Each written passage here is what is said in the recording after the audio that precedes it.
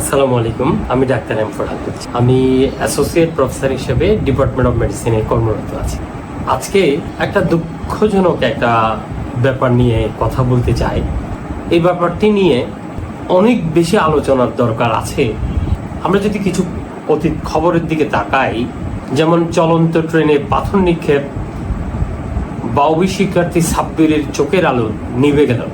চট্টগ্রাম থেকে ঢাকাগামী তুর্না নিশিতা এক্সপ্রেসে পাথরের আঘাতে 24 বছর বয়সী প্রীতি দাস নিহত। কক্সবাজার রুটে চলন্ত ট্রেনে পাথর নিক্ষেপ, 27টি পাথর নিক্ষেপের ঘটনা নথিভুক্ত হয়েছে এবং 12 জন যাত্রী আহত হয়েছে। ব্রাহ্মণবাড়িয়ার চলন্ত ট্রেনে পাথরের আঘাতে একজন আইনজীবী তার এক চোখের দৃষ্টিশক্তি হারিয়ে ফেলেন। এভাবে প্রতি বছর হয়তো প্রতি মাসে একটা না একটা ঘটনার জন্ম দিচ্ছে। এই নির্মম ঘটনার প্রতিরোধে আমার কিছু প্রস্তাবনা আছে। আশা করি কর্তৃপক্ষ এই ব্যাপারগুলো দেখবেন। শুধু কর্তৃপক্ষ না, যারাই শুনছেন সচেতন নাগরিক এবং যাদের সন্তানরা পাথর নিক্ষেপ করছেন, তারাও যদি শুনে থাকেন, তারা অবশ্যই এসব থেকে বিরত হবেন বলে আশা রাখি। যেমন কঠোর আইন এবং শাস্তি, শুধু আইন থাকলে হবে না। বাংলাদেশে আইন থাকে, শাস্তির দীর্ঘসূত্রিতার কারণে ওই আইনটা দুর্বল হয়ে যায়। এই জন্য আমরা এই পাথর নিক্ষেপের এই ঘটনাগুলো কঠোর আইন চাই এবং বাস্তবায়ন চাই। দ্বিতীয়ত, আমরা স্পটগুলো, কোন স্পটে পাথর বেশি নিক্ষেপ হয় সেখানে বাড়তি নজরদারি করতে হবে। তৃতীয়ত, বিশেষ টহল ব্যবস্থা। ঝুঁকিপূর্ণ রেল লাইনে আনসার এবং রেলওয়ে পুলিশের নিয়মিত টহল ব্যবস্থা করতে হবে। প্রচার মাধ্যমে সচেতনতা, টিভি, রেডিও, সোশ্যাল মিডিয়া, এইসব মিডিয়াগুলো আমাদেরকে সচেতনতা বিল্ড আপের জন্য ব্যবহার করতে হবে। এই কাজগুলো ইয়াং জেনারেশন করে থাকেন।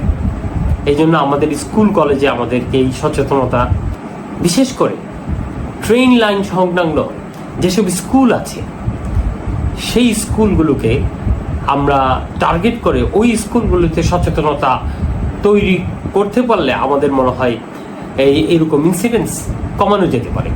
স্থানীয় নেতাদের সম্পৃক্ততা, স্থানীয় রাজনৈতিক নেতা, স্থানীয় ধর্মীয় নেতা, যেমন মসজিদের ইমাম সাহেব, মুয়াজ্জিন সাহেব, এদেরকে এই সচেতনতা বিল্ড আপের জন্য আমরা কাজে লাগাতে পারি। ট্রেন লাইন সংলগ্ন যেসব মসজিদ আছে, প্রতিবার জুমাতে খুতবার সময় তারা এই অপরাধের ধর্মীয় শাস্তির বিধানটুকু, ধর্ম যেভাবে কঠোরভাবে এগুলো নিষেধ করে, এই বিষয়ের প্রতি গুরুত্ব আরোপ করে ওনারা খুতবা দিবেন। এই ব্যাপারে সরকার নির্দেশনা জারি করতে পারে। নজরদারির আধুনিকায়ন, যেসব স্পটে বারবার হচ্ছে সেসব জায়গায় সিসিটিভির আওতায় আনা, ড্রোনের আওতায় আনা, যাতে ইনসিডেন্টস হলে সাথে সাথে একটা রেসপন্স টিম গিয়ে এটাকে, যে ভিকটিম তাকে উদ্ধার করতে পারে, যে অপরাধী তাকে দ্রুত শনাক্ত করে গ্রেপ্তার করে বিচারের আওতায় আনতে পারে। জরুরি হটলাইন, একটা জরুরি হটলাইন আর অ্যাপসের ব্যবস্থা করতে হবে, যাতে কোনো ঘটনা হওয়ার সাথে সাথে 999-এর মতো একটা হটলাইনে ফোন করে নিকটস্থ আইন শৃঙ্খলা রক্ষাকারী বাহিনীকে জানাতে পারে। আরেকটা বিষয়, আমরা জনবহুল অঞ্চলে যদি ট্রেন লাইন থাকে, তাহলে ওখানে একটা সুউচ্চ সীমানা প্রাচীর নির্মাণ করতে পারি, তাহলেও এরকম ইনসিডেন্টস কমানো যায়। আসুন আমরা সম্মিলিতভাবে এরকম নির্মমতা প্রতিরোধ করি। নিরাপদ রেল ভ্রমণ আমাদের সবার কাম্য। ধন্যবাদ সবাইকে। আসসালামু আলাইকুম।